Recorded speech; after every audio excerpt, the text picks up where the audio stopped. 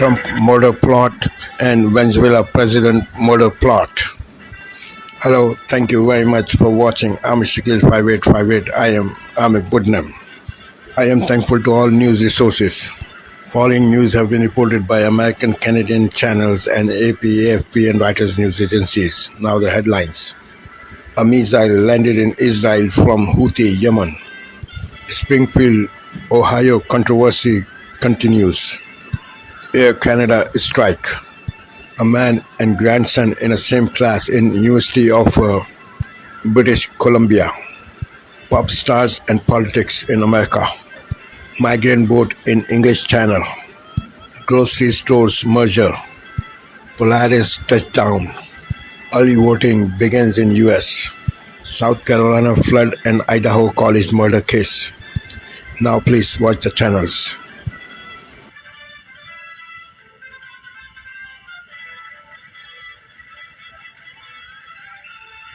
Tonight, the Secret Service opens fire on a suspected gunman while former President Trump was golfing. The FBI calling it a possible assassination attempt. Mr. Trump is safe and unharmed. The Secret Service rushing him to safety. Authorities saying the suspect had an assault-style rifle and had these two backpacks. The photos of police pulling him over and taking him in. What we're learning about the Secret Service response just months after the failed assassination attempt in Butler, Pennsylvania. The new precautions are now taking to keep the candidate safe. 3 Americans allegedly detained in Venezuela, accused of trying to kill that nation's leader. The historic SpaceX mission splashes back down to Earth. The amazing images. NBC News exclusive video, the Idaho murder suspect transported to the new city where he'll be tried for killing 4 college students. This is NBC Nightly News with Lester Holt. Good evening. We're coming on the air with another horrific and historic moment in America. The FBI says there has been another possible attempt on former President Trump's life. Mr. Trump is safe and was not harmed. But law enforcement sources say that while the former president was golfing at one of his courses in Florida, the Secret Service fired in the direction of a person with an AR-style rifle. The Secret Service says they found these 2 backpacks and a GoPro camera before the suspect was then found in a car on I-95 and taken into custody. For his part, Mr. Trump says he is glad to be alive. This comes just months after a gunman grazed the Republican presidential candidate's ear during a rally in Pennsylvania. The Secret Service was blamed for allowing that shooter to get too close. Tonight, breaking news as we come on the air. Shots fired at Donald Trump's golf club in Florida as a former president was nearby. The Secret Service opening fire after spotting a man with an assault-style rifle. One suspect is now in custody. The former president is safe. The details just coming in from West Palm Beach. The Secret Service treating this as a threat against the former president. Agents have detained a suspect and have recovered a weapon. This comes 2 months after the former president survived an assassination attempt in Butler, Pennsylvania. Pierre Thomas and Mary Alice Parks lead tonight's coverage. Also tonight, Springfield, Ohio on edge. Local schools are being threatened with violence, and a college shuts down activities after threats were made following the baseless rumors that Haitian immigrants have been eating pets. Republican vice presidential candidate J.D. Vance defends spreading those claims. The Ohio governor calls the rumors garbage and says the immigrants are here to work. A new tropical threat is developing along the East Coast. The Carolinas could face severe flooding. We'll have the timing and the track of the storm. A dangerous turn in the Middle East. A hypersonic missile breaches Israeli defenses flying 1,200 miles from Yemen. Newly released 911 calls in the deadly Georgia school shooting reveal an overwhelmed system the day a student allegedly killed 2 schoolmates and 2 teachers. Anxious parents put on hold as they were begging for answers. A heartbroken family is seeking answers after a police recruit died following a defensive training incident. What led to his medical crisis? Turmoil in the New York City mayor's office. Eric Adams' chief counsel resigns just days after the police commissioner stepped down amid multiple investigations. The Miami Dolphins quarterback is now seeking medical advice from neurologists after suffering another on-field concussion. And we're counting down to TV's big night. The history about to be made at the Emmy Awards. From ABC News World Headquarters in New York, this is World News Tonight. Good evening, everyone. Thanks. Breaking news. The FBI now investigating a potential assassination attempt on former President Donald Trump. We have somebody in custody right now. It happened at Trump's West Palm Beach golf club. The Secret Service engaging the suspect. The former president safe and back at Mar-a-Lago. Campaign extremes. The Proud Boys show up in Springfield, Ohio. New fallout after the Republican ticket ramps up the rhetoric and unsubstantiated claims about immigrants. We're not mad at Haitian migrants for wanting to have a better life. We're angry at Kamala Harris for letting this happen. as early voting begins this week in several states. I'm Scott McFarland in Gaithersburg, Maryland, where they are processing mail ahead of the 2024 elections and mail-in ballots. Coming up, why Washington officials want you to know more about the long history of voting by mail. Also tonight, a Houthi missile hits Israel and another close call in Gaza. Plus, splashdown for Polaris Dawn. And there you can see. Welcome back to planet Earth, Polaris Dawn. A SpaceX crew returns safely to Earth. And later, in the market for a used car, we've got a ride for you.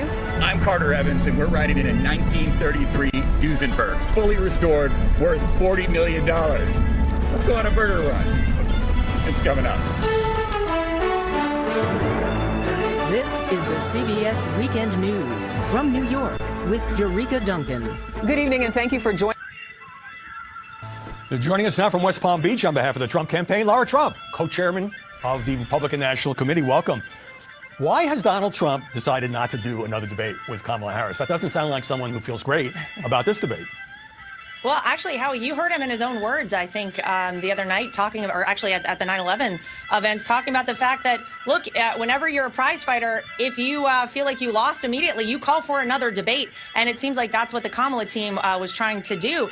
I think it's been a shame, though, because ABC News really did a huge disservice to the American people. There was such an opportunity, Howie, for the people of this country to hear from Kamala Harris, maybe, at least on anything, and get her actual answers on how she would lead this country. But instead, it was a 3-on-1 pileup. Of course, they attacked Donald Trump and he had to defend himself for 90 minutes. But look at some of the polling with independents just post-debate, Howie, and I think that's very important. We know that it's not winning with your base that you have to worry about in elections. It's actually talking to people in the middle. And people in the middle who watched that debate came away from it saying, I don't know, I kind of think I'm going to vote for Donald Trump for the most part. You look at it, some CNN polling in terms of who they feel they can trust more on the economy. Donald Trump got a 16-point boost after the debate. And so I think for him, he says, listen, I'm not going to subject myself to another 3-on-1 match like that. I can go out and talk directly to the American people. Right. I can continue doing podcasts, rallies, and going across this country and connecting with people, and they can actually have an opportunity to hear from me, which is what he will continue to do. But the former president also says that they should take away ABC's broadcast license. Who is they? And is he suggesting that he would lead an effort to do that in a second term? Well, what I think he's suggesting is that we have a real lack of journalistic integrity in this country. There is no doubt about that. And again, it was shameful to see ABC News, who really has been a staple in our country in terms of our ability to count on them to deliver real news and information. It was a very clear orchestrated theatrical performance between Kamala Harris, David Muir, and Lindsey Davis at that debate. And sadly, it is to the detriment of the American people, again, because we didn't really get to hear true policy standpoints from either of the candidates. And on that they really were on full attack mode against Donald Trump. And on my point, do you believe Kamala Harris provided enough details on her plans? Now, she has thrown out some proposals, such as $50,000 startup money for new small businesses and cutting taxes for the middle class. But do you think that there are needs that she did not fully explain where she would take the country? Howie, she didn't explain anything. All we heard was a lot of, very light language from her, and it was. From the state attorney's office, we are going to give you everything we have. Everything. All right? So when we get done, think about your questions, because we're not going to take a lot. And keep them to the information that you heard. Don't get into what ifs, and because of this, we're not going to go there. All right? So keep that in mind, and we'll be good. So here we go. All right, 1:30 this afternoon. Call came out, shots fired. That was called in by the Secret Service. Because we're in constant contact with them all the time, we were notified of that, and we had units here that immediately sealed off the area. Fortunately, we were able to locate a witness that came to us and said, hey, I saw the guy running out of the bushes. He jumped into a black Nissan, and I took a picture of the vehicle and the tag, which was great. So we had that information. Our real-time crime center put it out to the license plate readers. And we were able to get a hit on that vehicle on I-95 as it was headed into Martin County.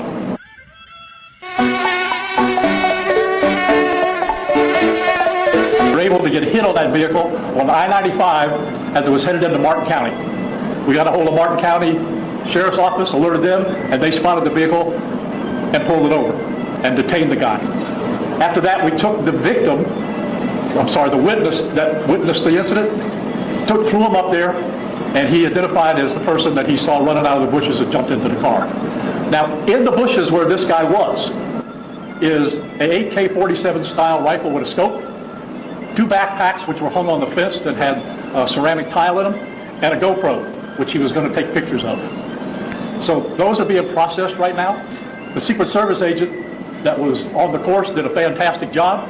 What they do is they have an agent that jumps one hole ahead of time to where the president was at. And he was able to spot this rifle barrel sticking out of the fence and immediately engage that individual, at which time the individual took off. So that's what we know about the investigation. We have somebody in custody right now that is a potential suspect. We got a little bit more work to do on it, but as we usually do, as soon as we decide that we're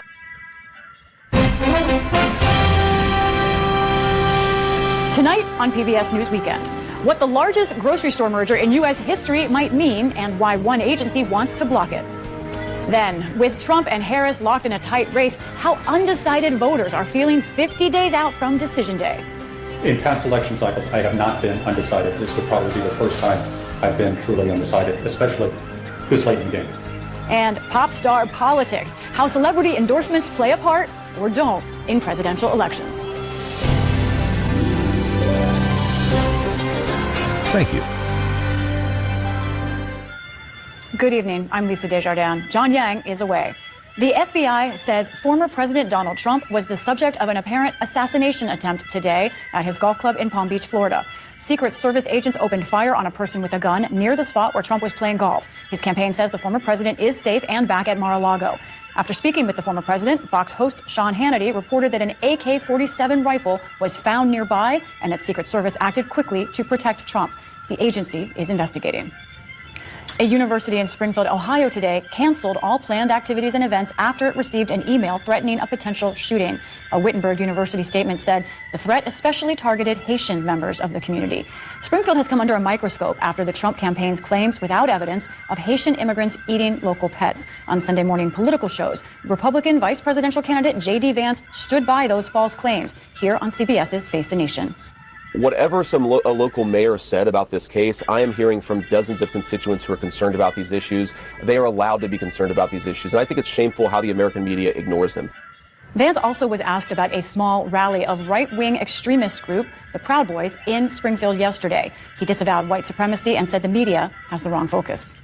I am much more concerned about the Vice President of the United States failing to do her job than I am that a dozen people carried the wrong flag when they were marching in Springfield, Ohio yesterday. Let's focus on the real problem. That's the Vice President of the United States not doing her job. We asked a spokesman for Vance to provide the stories and evidence he says constituents have presented him of animal abuse in and around Springfield. They have not yet responded with those specifics. Rebels in Yemen fired a long-range missile into central Israel today, showing they can get past Israel's multi-tiered air defenses. A spokesman for the Houthi military, who are backed by Iran, took credit for the strike. The missile force of the Yemeni armed forces, by the grace of God, carried out a special military operation targeting an Israeli military target in the area of Jaffa in occupied Palestine. The operation was executed with a new hypersonic ballistic missile. The missile landed in a rural area with no injuries reported. Israel said it made several attempts at intercepting the missile and believes it fragmented but did not destroy it. Israeli Prime Minister Benjamin Netanyahu responded with strong words. We are in a multi-front campaign against Iran's axis of evil, which is striving for our destruction. This morning, the Houthis launched a surface-to-surface missile from Yemen into our territory.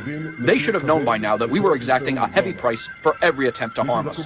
Also today, word that 3 of the Israeli hostages found dead months ago were likely killed in Gaza by an Israeli airstrike. The Israeli military made that conclusion in high probability after a months-long investigation.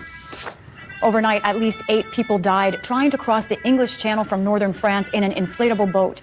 Today, French authorities stepped up beach patrols. More than 50 migrants survived the attempted crossing and received medical attention.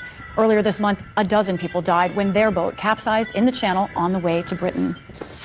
Venezuelan officials have arrested 3 Americans, accusing them of plotting with the CIA to assassinate President Nicolás Maduro. State television announced a total of 6 foreigners were arrested and showed a cache of rifles alleged to be involved. Late yesterday, the U.S. State Department confirmed 1 American military member had been detained, but said any claims of a U.S. plot are categorically false. Maduro was re-elected last month in a disputed election. Still to come on PBS News Weekend, undecided voters tell us what matters as the presidential race heats up. And do celebrities matter? We look at their role in modern politics.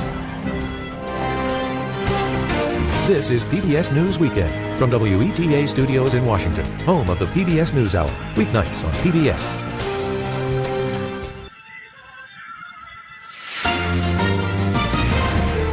Breaking news this Sunday night, a new apparent assassination attempt on Donald Trump's life. The gunshots fired at his golf club. Today, had there been a gunfight, we were ready to engage. The man taken into police custody and what Trump is saying. Relief in the air. I'm extremely excited. The tentative deal Air Canada has landed to avert a pilot strike. The deadly storm Boris batters parts of Europe. The harrowing rescues and scramble to find survivors. Plus, Jasper's road to rebuilding. How tourism is already bouncing back. We had a table from Australia of 6. And what happens to people who lost their homes. Global National. Reporting tonight, Carolyn Jarvis. Good evening and thanks for joining us. I heard about the fact that you could go to UBC if you're a senior and take university courses, so I was really excited about it. Took a course. No idea that Sam was also going to be in the same course at the same time. We thought it was maybe opposite semesters, and then we found out it was the same semester, and then now we're classmates. We walked into class together, sat down at the back, and as people started coming, it became pretty apparent that he knew more people in that class than I did, which was a little weird given the age gap. I'm involved in rugby locally and coaching rugby, and so many of the players that are in our rugby program happen to be in this class. So we had talked about it because I want to drive my grandpa because I got parking and he doesn't. So we try and carpool whenever we can. Parking's expensive out there. It's definitely special. It's definitely something not many people get to do, obviously. Like getting to take a class with your grandpa, that's quite a special thing to have. I really was lucky that we ended up together, and now he's got to sit with me for 4 months. It's a pleasure. It's a big country, lots of universities, lots of classes, but it's quite possible this is the only time this has happened, a grandfather and grandson in the same class. The grandson's 18. Every setback along life's long, winding road with a smile and prayer for better days ahead. While ringing in her 100th birthday, she also shared a secret of her greatest life lesson. Here's CTV's Adam Sawatsky. Happy birthday! As Hilda Doddridge turns 100, she's looking back on a defining memory from her childhood. 12 years old, I think I was. To this sculpture Hilda made of her younger self, growing up without anything during the dirty 30s, but wanting for nothing. And I felt this moment of complete bliss. And I thought, I just love the whole world. It just wanted to wrap it around me. 2 years later, Hilda had to quit school to take a job at the post office to help support her family. A government job with a pension. A year later, the world was at war. She lost friends. Her home was destroyed by a bomb. But Hilda never lost hope. We all knew we were going to win. Mr. Churchill had told us that. So Hilda stayed calm and carried on before being swept off her feet by a member of the Canadian Air Force named Lou. He said, I knew you were the girl I was going to marry. He proposed a week later. 6 months after that, they both said, I do. As long as you love each other, willing to face anything, really. Hilda had to wait in Wales for Lou to complete his service before the war bride moved to Saskatchewan and the couple started a family in a house with no electricity or water. But, well, we coped with enough differences all through the war. You get to know how to cope with problems. And thanks to their resilience and hard work, the couple and their 4 children ended up making countless happy memories together, before Lou recently died at 105 after 78 years together. Yeah, he was a great guy to be married to. Happy birthday! Well, Hilda couldn't be happier to be celebrating a century with her friends and family that's grown to include 6 grandchildren and 7 great-grandchildren. She also couldn't be more grateful for this little girl, who's still a part of her. I've never forgotten that moment. Who first taught her what she's learned life is all about, to embrace every moment. Thank you for sparing your precious time. This is Amir Shakil. Have a good life. Bye-bye.